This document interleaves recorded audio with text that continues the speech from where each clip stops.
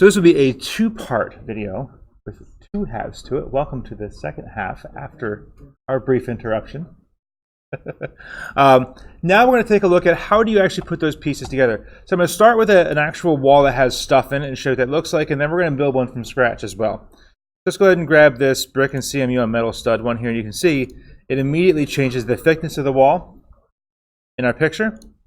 And if I turn on some of my visual styles here, let's go to realistic and fine detail level. If I zoom in on it, you'll see it'll actually show me those layers. So all the different layers going on in that wall, I can actually see them here. Let's go ahead and see where do I get the chance to actually change those and edit what makes up this wall. I click on it, and then I'm going to go up here to edit type. Whenever I want to change something that already exists in Revit, I must make a copy. We do not ever edit anything in Revit as it stands, because then I've changed an asset in Revit that I never can get back. This is a big deal. We don't want to change an asset as it stands and not be able to get back the original. We always, always, always, always make a copy before we make an edit of something. How do we do that? Up here, we click duplicate. We duplicate, and then there's a standard within the industry for how we create our own things. We always start by putting our initials at the beginning of a name, underscore, and then the name that we want to give it. In this case, I'm going to call this example wall, but you might call it whatever you want to call it. Now we also are typing in all caps. Can somebody remind me why we type in all caps? We learned this way back in the IED days. So the standard in engineering, yes, is when you are entering new information on a drawing of any kind, you are always writing in all caps. You only write in typical title case, small, upper and lower case, when you are copying previously created information. So when you are taking information that somebody else generated and copying it to the sheet as is, you type and write in title case. When you are generating new information that you yourself have created, it's all caps. And that's a standard in the engineering industry. So I'm creating new information, so I type in all caps. Now I can see it's changed up here, and I can edit now the structure. So I'll click edit, and I get my structure editing window here. And so these are my layers. The top is my outside, the bottom is my inside. They're labeled here, exterior and interior. And I can click on any one layer to edit different parts of it. On the left here, I have a column called function. This tells the computer what that layer's job is, what's its material, and its thickness. These are the three columns that matter the most. If I want to change something about it, I can click here on that layer, and I can click this little three dots here, and I can edit it. So let's say I want to change this from being brick to being CMU, or concrete of some kind. I'll type in here concrete. And what I get, yours is gonna look like this. I get to see the materials that have been preloaded into the project. There are a lot more materials in the library than there are in the project. There's a whole separate folder within Revit that is the Revit Materials Library that exists. Only certain materials have been loaded into the project. The number of materials in the project affects the project's size. So we don't have them all loaded in, the project would be very large. We can see additional available materials by opening up the materials libraries. You can see that down here at the bottom, a little arrow. If I click that and open that up, I can see all available materials that match my search. You can see there are many more available than what I saw in my initial search. If you're looking for something very specific, always open up the materials library and check to see if there's something that matches what you're going for. Now, do you notice these little yellow exclamation points in the corner here? These are old materials. Revit is transitioning to a new style of material that is a standard within the engineering, rendering, and game design industry, which is a high quality, highly rendered material. You have to decide what is more important to you when choosing a material. Its visual quality when being rendered, which we'll talk about rendering later, making pictures of your stuff. It's visual quality when being rendered, or it's accuracy to specifically what you want.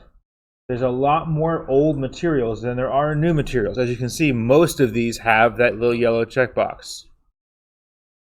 There are very few that don't. I have concrete cast in place,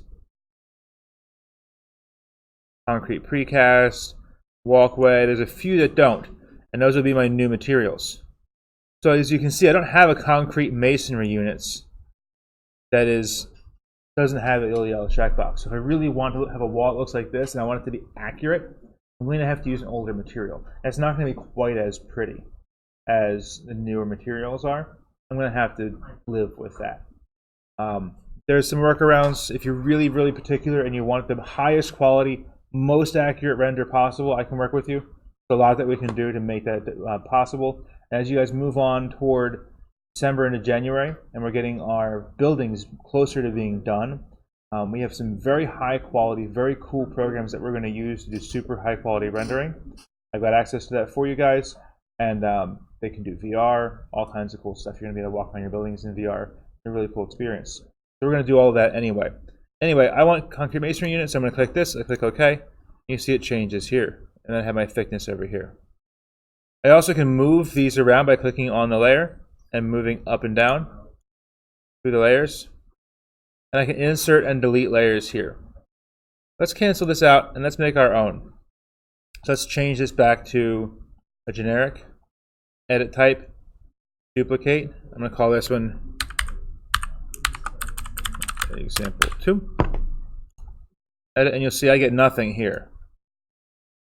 So core boundaries, within the core boundaries are my materials that are the core of my wall. Typically, for a wall like this, that's just going to be my studs, but sometimes it'll be more. Let's go ahead and build out a wall that would be my typical outside wall of a house. My first layer here, I'm going to put my studs. Studs are made out of lumber, made out of wood. And if I type in studs in here, I'm not going to find anything. Nothing. You have to know the materials. What are studs made out of? They're made out of wood. Oh, let's type in wood. All right, that's too much. What kind of wood? We typically use softwood lumber as our material for studs. You're going to say, wait, Mr. King, softwood? Softwood sounds soft. That sounds like something we wouldn't build with. Is anybody here familiar with types of woods and hardwoods versus softwoods? What's a hardwood? Give me an example. Cherry, oak, hardwoods. Can you imagine cutting studs out of oak and building oak studs for a house? That's a bit daunting, right? A bit much. You can't really do that kind of work with that kind of wood. A hardwood's a different kind of wood. Softwood doesn't mean it's soft and not sturdy. It's just a different type of wood. So softwood lumber is what we make studs out of. So we're going to double click on this. Loads it in for us. And now I need to know my thickness. What's the thickness of a 2x6? 5.5. All right. I'm going to move up. Does anybody remember what the next layer was attached to the outside of my studs?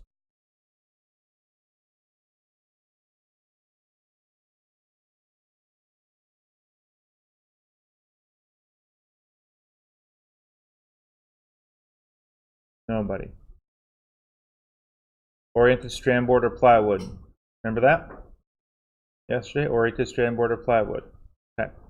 So, what did I say I was willing to put on my walls that I wasn't willing to put on my floors and my roof? So? The oriented strand board, right? The OSB. Let's see if we can find OSB in here. There we are. Oriented strand board.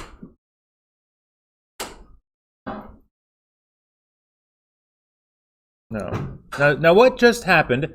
Let's break this down. I clicked, did you see it loaded softwood lumber in, right? Let's look at what just happened. I clicked on this.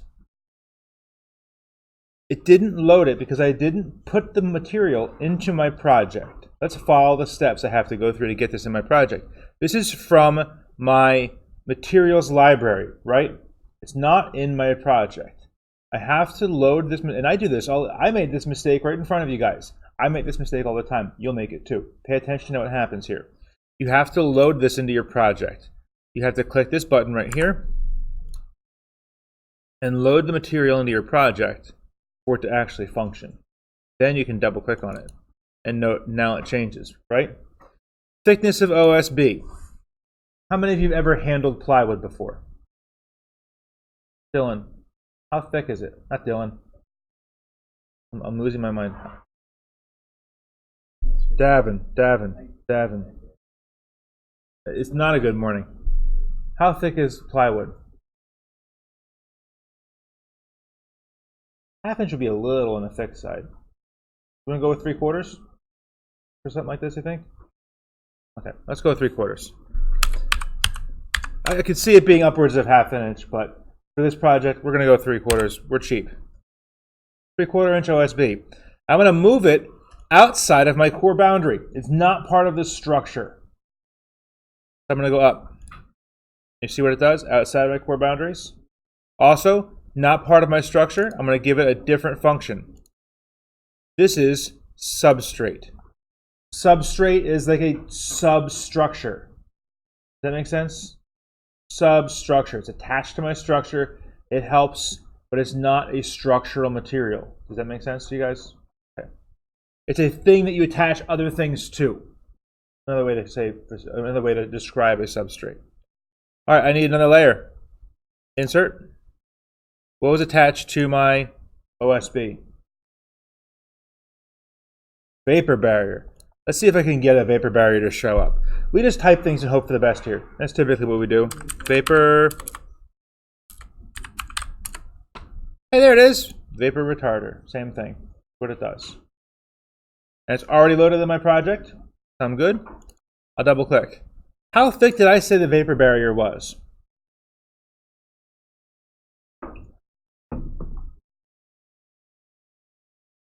It was super thin, to the point where we really don't put a number to it. It's like aluminum foil thin. Okay, very thin. We don't typically put a number to it. We will leave it at 0, and the only function that can have a 0 thickness. Well, let's guess. Which one do you think is the best for a 0 thickness? Melanie? Good guess, but no. Try one more time. No? A membrane layer. A membrane layer is the only one that can have a 0 thickness. All right, let's insert our next one. What did we attach to the outside of our vapor barrier? The last one. Melanie? The siding, whatever you put on the outside. So we have options: aluminum siding, vinyl siding, brick, stone. What do you guys want? Pick something. Dylan. Vinyl siding. You're going to get to see a process today, because I'm going to type in siding. It doesn't exist. All we have is clapboard siding. Any ideas what clapboard siding is?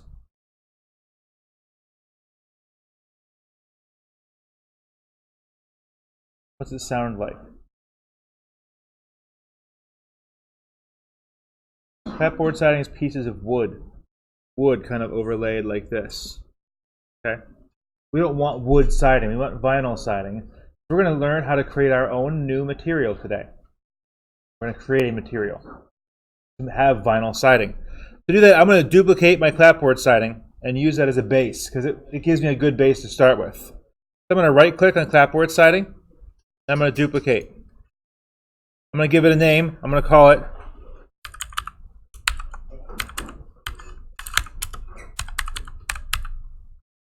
there.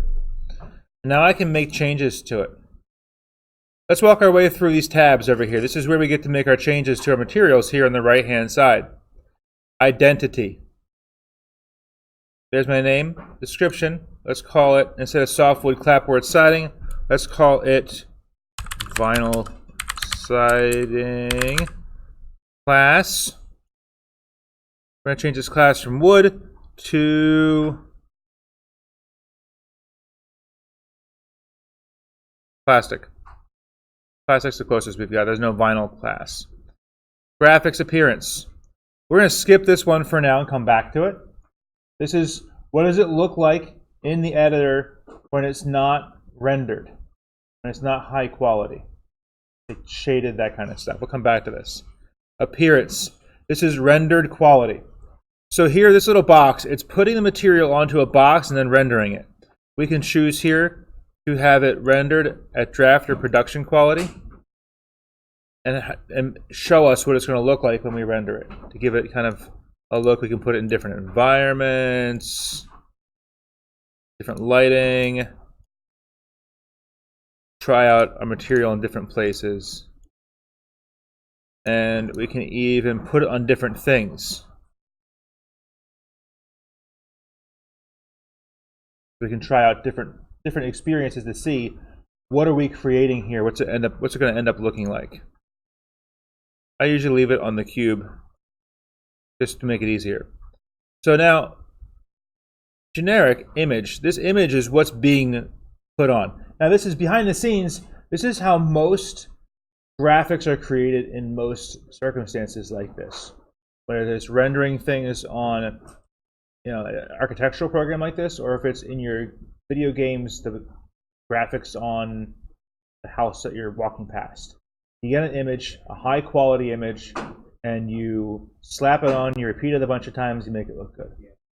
That's what's being done. It's called texturing. So we have access to different textures. If I double click this image, I'm going to get a chance to actually see what it looks like. And then I can mess with it. I can pick a different one, or I can edit this one.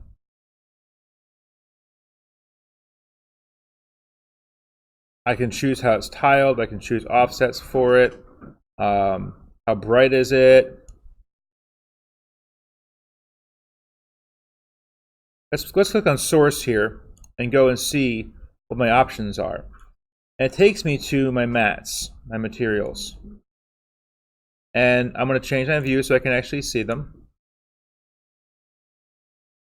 And I'm under thermal.moisture.roofing side panels. So let's go down there. Let's go down to thermal.moisture.roofing.side panels. That's this one here. Wood horizontal. And we'll see if anything else strikes our fancy. It looks good. I make these bigger. I don't think I actually can. I zoom in.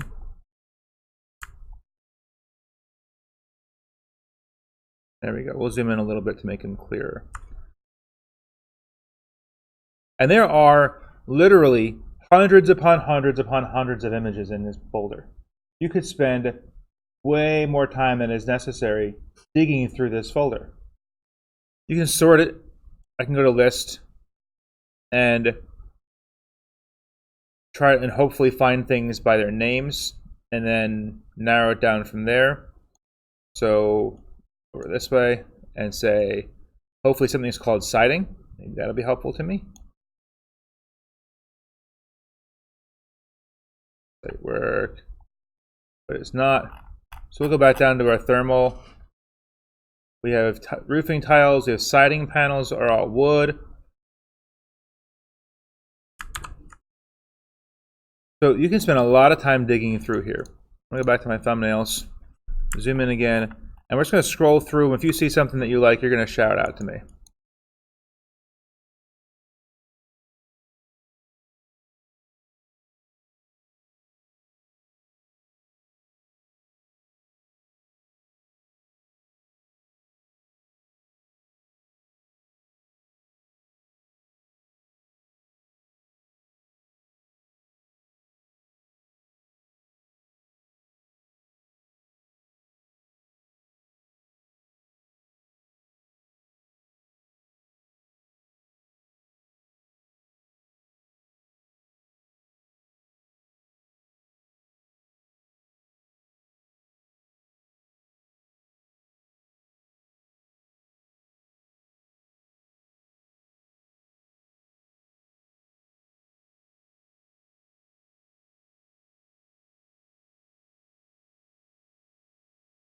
This is all flooring, flooring, flooring.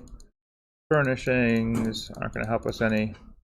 Glazing, granite, glass, leather, mahogany, maple, marble, masonry. Masonry is not going to help us any.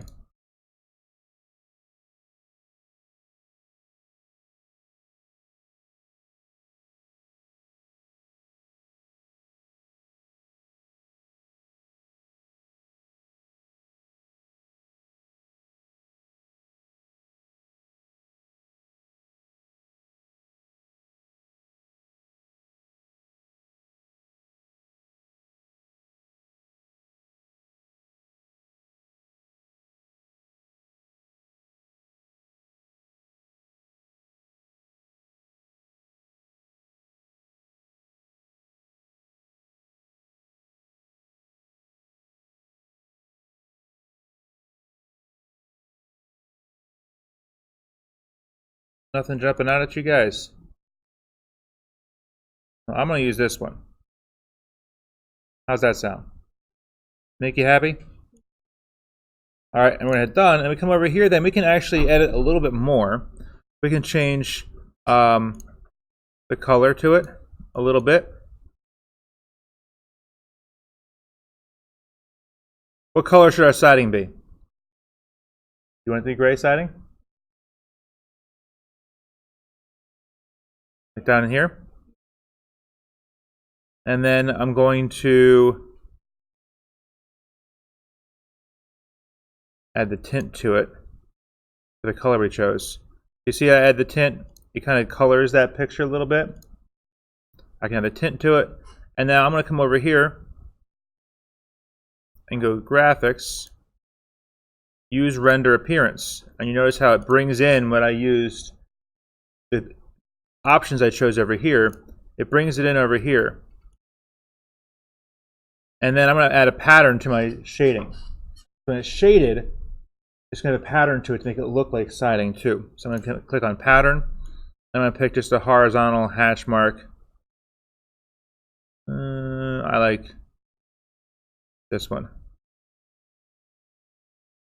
Horizontal hatch mark pattern as well. From a foreground pattern. And now we have siding. We have siding. Now, that's my outside. I come back to softwood lumber. I'm going to insert another one. I'm going to bring it down below. And this is the inside of the house. The only thing attached to the inside of your softwood lumber is what? Drywall, sheetrock, wallboard. You have to know what this is called. If you type in drywall, oh, it knows what you're looking for. Look at that. Aren't you lucky?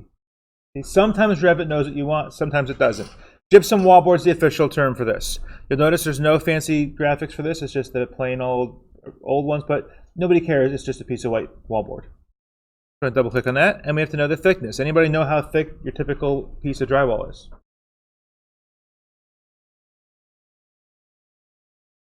No, not as thick as an inch. Roughly, you're no more than 3/4 of an inch.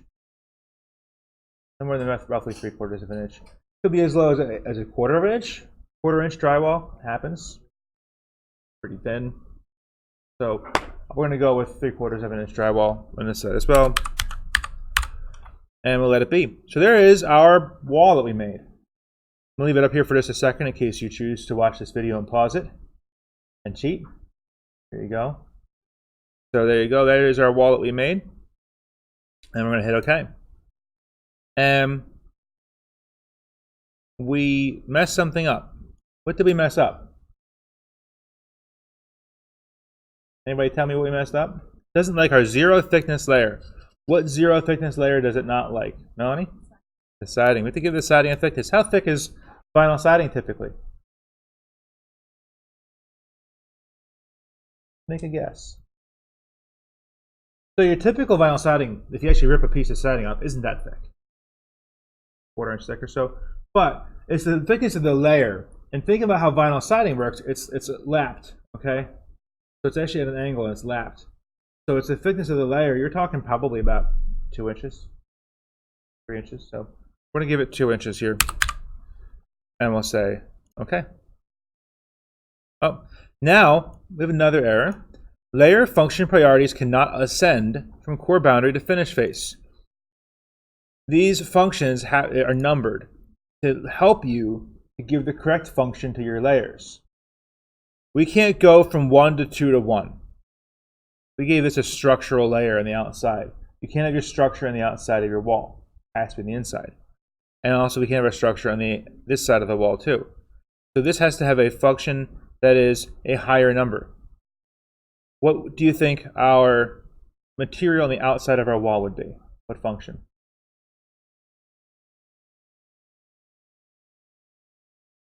A finished face. And we'll start with our lower number finished face, 4.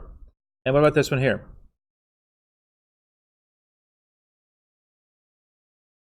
Another finished face on the inside, so I'm going to give it a finished face 5 there. And now we should be good. Hey, we didn't get any errors this time. Beautiful. Hit OK. And there's my exterior wall. And if I click off of it, you can see as I zoom in, we actually get to see the layers. Let's go ahead and switch to our shaded view. I kind of save the project. Go away. You can see what it looks like shaded and realistic. Now we want to change all of our walls to this same one. So here's a little trick. If you hover over a wall, just pointing at it, hit the tab key, it'll highlight all the walls that are connected to that wall in a chain. Then all you have to do is click while they're highlighted and actually select them. Now I can click my drop down here and find the one that I created. My wall is now on this list. There, see? I'll click it, and now all my walls are the same. Hey, let's go check out our siding. I'm curious to see what it looks like. Now, do you see when it's in this hidden line view, this plain blank white view, you can see the hash marks that we created, right? Looks like siding. It's kind of cool. Let's switch to fine detail shaded. You can see the color that we gave it. Still has the hash marks. And now let's switch to our realistic view. And get nice and close. You can see that picture that we chose with the gray tint. And now let's actually go ahead and do a quick render here. You guys can see what this would look like if it was actually done with some lighting and some shadows and everything. How'd we do? Did we do all right? Did all right picking our first material out, huh? Not too shabby. All right, folks. So that is creating your own wall, making your own layers, stacking it properly. I want from you the same thing that I did. Create some walls, proper steps, architectural template. I want proper layer functions. Not proper layer functions, proper levels. So set up your levels properly. And I want you to go through and make your own proper walls, exterior walls for a house with all the correct layers in order. You get to choose what the outside is. Brick, stone, aluminum siding, vinyl siding, whatever you want it to be, your choice for the outside of the wall. But use the information in the PowerPoint for how walls are made. Use the information in this video that I'm going to put up on YouTube to walk you through. Like, subscribe, helps me out. And then you guys can go ahead and complete this. This is one of your first assignments here in Revit that you'll submit. Any questions?